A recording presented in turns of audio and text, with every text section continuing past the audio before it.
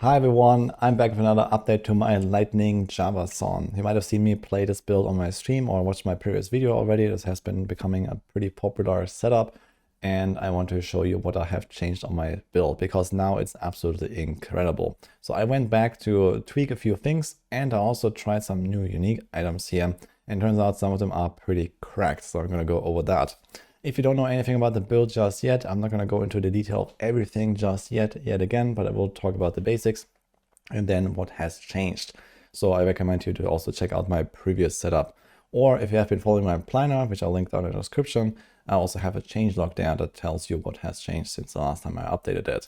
But basically, I went through the whole thing again. I reworked the passive tree to be much stronger now, in particular much more defensive with basically no loss in offense.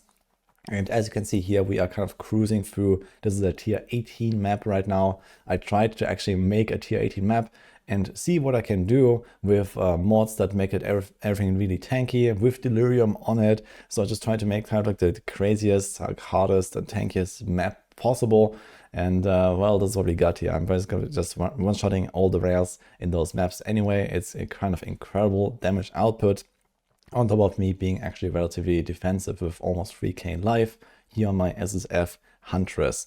And I have high block, I have high evasion, and we're actually pretty safe. I rarely ever die. I'm level almost 96 at this point, and I can very safely still level up without really losing my experience on the way. So the setup has been coming like really incredible.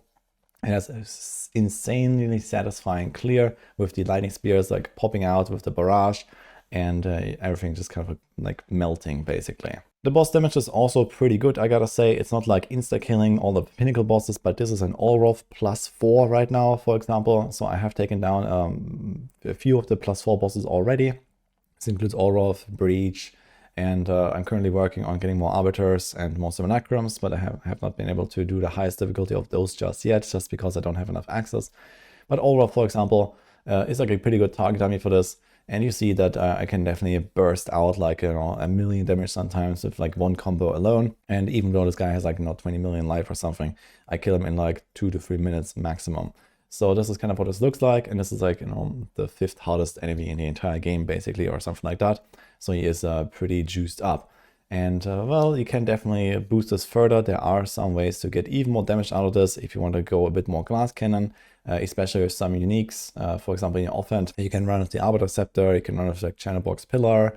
I also hear people run with Crown of Ice, plus there's like a spell damage unique shield to scale up the damage a little bit. So there are various ways to like juice this up more. And again, keep in mind this is on solo self-found right now. So on Trade League, you can make this much more powerful. One pretty big addition that I have made though is Tangle Tongue. So apparently this item has really shot up in price on the Trade Leagues. So someone suggested for me to try this, and it's like a very low level item. It's a level 26 spear. And to talk about this a little bit, well, the reason why this is so good and so expensive now is because of this effect here, forking critical hits. So previously I looked at this item and I didn't actually really think of looking at this in more detail, but it turns out that this is actually really powerful because it doesn't just give you like a fork, like the fork support where your arrow splits into 2 or something like that, but it actually changes the calculation behavior of critical damage itself. And I wasn't really aware of that, but it turns out that despite this item being such a low level weapon, it actually does a lot of extra damage because of this effect. So basically what happens is that you can roll the critical hit chance twice, and you can get the critical damage bonus twice, and you just have like incredible amounts of crit chance on this item itself because you can get +20 flat from its roll here. So what happens is that with the right stats on your tree and the right supports, you can get to 100% crit chance for both the first crit and the second crit. And then your critical damage bonus is applied twice every single time. And if you run around with something like 300, 400% critical damage bonus, well, your damage will generally be like something like a ×7 or ×8 or something like that every single time. So despite the base damage of the weapon being relatively low, you get this insane crit multi all the time. And then you can still scale some flat damage on your weapon and on your rings and gloves, for example. So if you have rings like this here, where you have a bunch of physical damage or a bunch of lightning damage or whatever flat damage here, you can actually still scale up the damage just fine of this. And you can even combine this with an Ingenuity belt. I didn't put this in the planner now because it's like, pretty high-end stuff. But you can actually boost those rings even further to get even more damage for your weapon. And the same with the gloves. You can also put this stuff on the gloves, for example, to have some extra damage there. And being an Amazon, we also have the Penetrate Ascendancy node here, where you get extra physical added damage based on the accuracy of the weapon. So you put a vision rune here in your weapon, and like this, you can also juice up the damage of this Tangled Tongue a little bit more. So as I mentioned, this weapon is apparently quite expensive, but also probably quite easily chanceable because it's a very low level item. I expect this to not be very rare. I think I've actually found this multiple times and rendered some of them, to be fair. And well, it turns out it's very good. So when I took this on and then I swapped around a few little things, I was able to improve my DPS by something like 50 to 60% already. So I think it can be beaten by like really high-end rares, but it is a weapon that you can basically use from very early on all the way to like T4 pinnacle bosses basically, and it's just fine. So this is actually a weapon that you can use the entire time with this character. So if you have that, then I recommend you go try this out. And the more you invest into crit and crit damage, the better it gets. So especially once you get to a point where you have this 100% double crit chance effect, then this is extremely powerful. But with that being said, it's not required. I have been using just rares the entire time until I recently changed to this Tangled Tongue, and it was a noticeable upgrade, but it wasn't like, make or break or something like that. I have taken down all of T4, for example, and some of the other pinnacle bosses with just my normal gear and my normal weapon as well. I had like a spear that I found in like tier 13 maps at some point almost a week ago, and that still carried me all the way. So it is possible. You don't need any uniques here, but if you really want to go for that, then go check out Tangled Tongue. In addition to that, I've also been reworking the notes here a lot. So you see here, this is basically kind of like a mini guide now. There's a lot of stuff in there. And I also suggest some more late game uniques. I didn't put them in the planner again because nothing here is really required, but it's a bit like up to you what you want to go for. So some good examples of uniques that fit in here are Kitoto's Current is a glove, allows you to get electrocution. So you have a lot of lightning damage here. We can electrocute them, which is basically similar to a freeze. And it also allows you to get frenzy charges from Combat Frenzy if you want to swap the Spirit Gem. But I didn't go for this. This is a no frenzy setup, but you can do that. Same thing with Painter's Servant, allows you to freeze and do the same. The Black Insignia is a helm that adds Tailwind, which is pretty good, I think. So I can go check that out. If you want to be a little bit more like a Deadeye, gets lots of evasion, some speed, kind of cool. There's Liquor Sedate. This is a shield that gives you double the accuracy, which gives you a bit more crit chance from the Ascendancy, and it also gives you more attack speed from one of the notable passives on the bottom right. Chernobog's Pillar, I mentioned this earlier, a shield that gives you extra fire damage based on your block chance, so you can also easily get like 30-40% more damage or so from that. I actually have one of those and I was thinking about trying to equip it, but I have trouble fixing my resistances unfortunately, so I didn't get to try it yet. And Ingenuity that I mentioned. So really cool stuff here. And another rework I've also done is some of the gems have changed. So I've been putting a bit more focus on Lightning Spear. Also, Spectre Volley finally exists in the Maxwell Planner now. So for some reason that was bugged and just not showing up. But now it's here. This is a pretty important piece of the puzzle. So the way this works is that you use Lightning Spear and then for 3 seconds you should not use it again, because then you get this Spectral Volley projectile. And if you keep casting it, it will not go off. And the Spectral Volley is the real damage here. So the way that I usually use this is Barrage, and then I shoot the Lightning Spear, and then I wait 3 seconds and do other stuff in between. So this is usually like a Spear Field, gives me Rage and a bunch of other damage and so on. And then Explosives plus Stormlance. This is kind of like the typical combo, especially for the early game, where you don't have Lightning Spear really popping off just yet. We use a lot of Explosive Spear plus Stormlance back and forth. Or also on boss fights, for example, I use this a lot, just like Explosive, Storm, or in the Spear Field in between, so that we actually explode these Storm Lancers here with this spear. But Lightning Spear is the real damage and the real clear, and this comes mostly from the Spectre Volley and the Vault support as well. So with Vault support, you have to move a certain amount of distance. You can see a little buff in the top left corner that shows how many charges you have.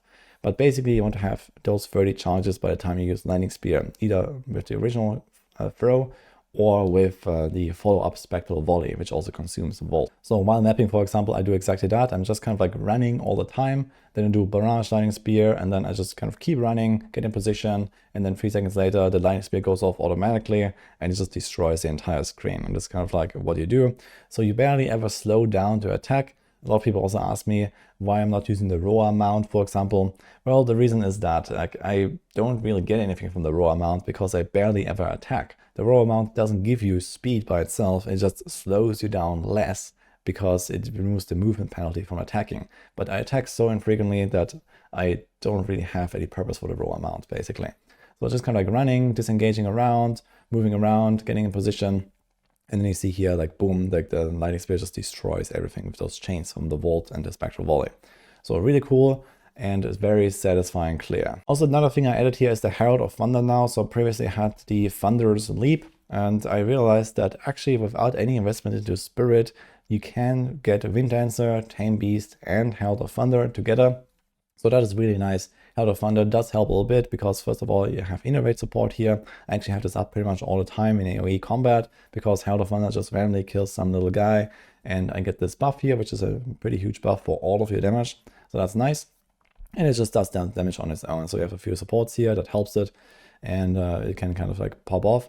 And the Tame Beast turns out if you have a Quadrilla, which I guess most people will go for, you can tame one pretty easily in Act 3 or in Act 6 in the Jungle Valley. There's this Troubled Camp checkpoint, and next to that is a rare Quadrilla, which is a pretty good target for a Tamed Beast, and it also constantly respawns if you respawn at checkpoint. So you can just spawn over and over at the checkpoint and reroll the rares, monsters, affixes. And like this, you can go for whatever you want. In my case, I am going with a invulnerable aura Quadrilla here. And the other option that I think is really good is the hasted aura. So if you want to be a bit faster and offensive, you can do haste.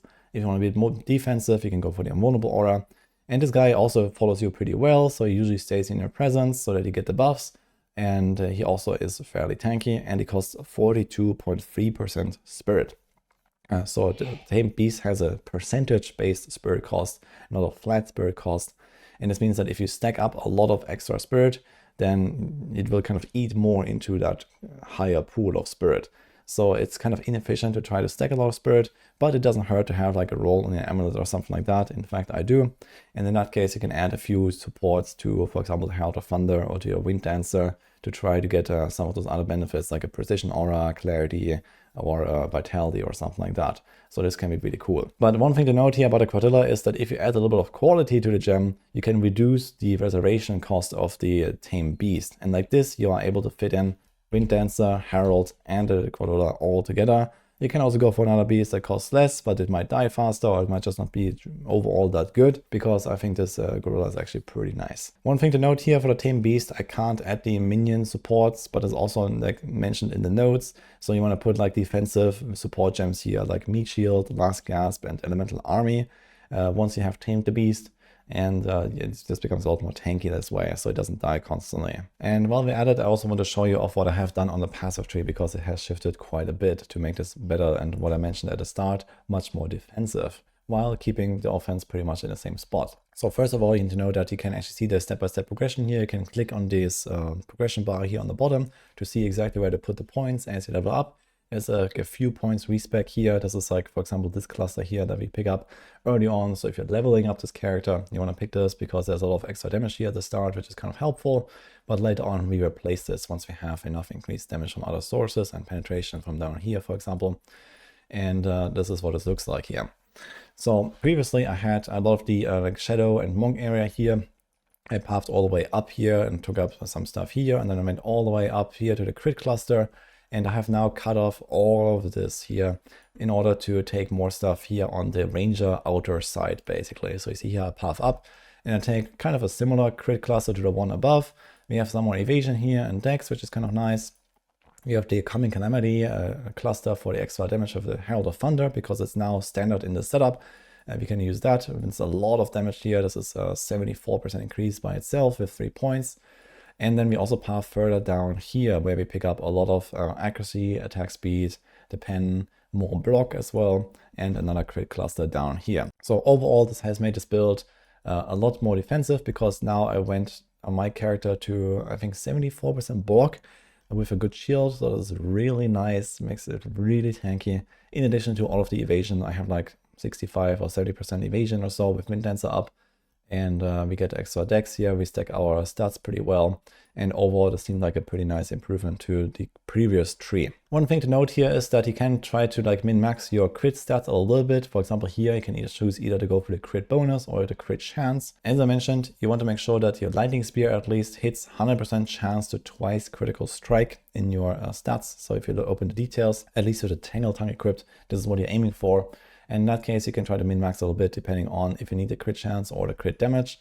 And you can do that here and on this cluster as well. So there's like a few points you can swap around here for crit chance or crit damage instead. Or you can even try to pick up some more other crit classes if you really want. So there's something here, for example, and there's also more crit here. So there are various nodes all around if you want to do some adjustments here for scaling your crit chance. But I noticed that just this is not enough, and then I added the pinpoint critical support as well for the lightning spear. At least with the Tangle Tongue, this seemed to be the way to go in order to reach this 100% critical strike chance, because else it's going to be really tough to actually scale that much crit. There are ways to do this, but this just kind of solves that problem, and this is why I added it here. Other than that, I gotta say, I'm extremely satisfied with how well this setup went. So this was just kind of a blast all the way from level 1 to what I said, almost 96 now, I think. So I've been like progressing, taking down pinnacle bosses, and just it's incredible mapping experience. If you want to see more, then, well, as I mentioned, check out my previous guide where I went into more detail about the rotation and how to use all the skills all together. But if you're already playing the build or something similar, well, then you're probably familiar with how this is working. And if not, we have the notes here, so go check this out. I have a lot of stuff explained down here as well about the leveling, progression, how to use the lightning spear, the tame beast, the spirit gems, and so on. So I'll go check this out. I also have a loot filter here, so this is just this link here. This is my official Path of Exile profile. I took a NeverSync filter for this and then altered it a little bit to show the bases that I want and so on. So it has all the spears shown and a lot of the evasion gear, and you can just take that and then maybe alter it even further if you want. But for me, this has been working just fine. It's a relatively soft filter, so you don't miss out on much there. And that's about it here for this build update. So I hope you enjoyed this. I wish you good luck with your Amazon if you're playing this. If you have any questions, you can also always stop by my stream. I've been, blasting this a lot, and probably slowly retiring this setup to try and play something else, because there's a lot of builds I want to build here in this patch. But for now, this is what I got here. This is probably my final video on the JAVAZON for now. So hope you enjoyed this, and I'll see you guys next time.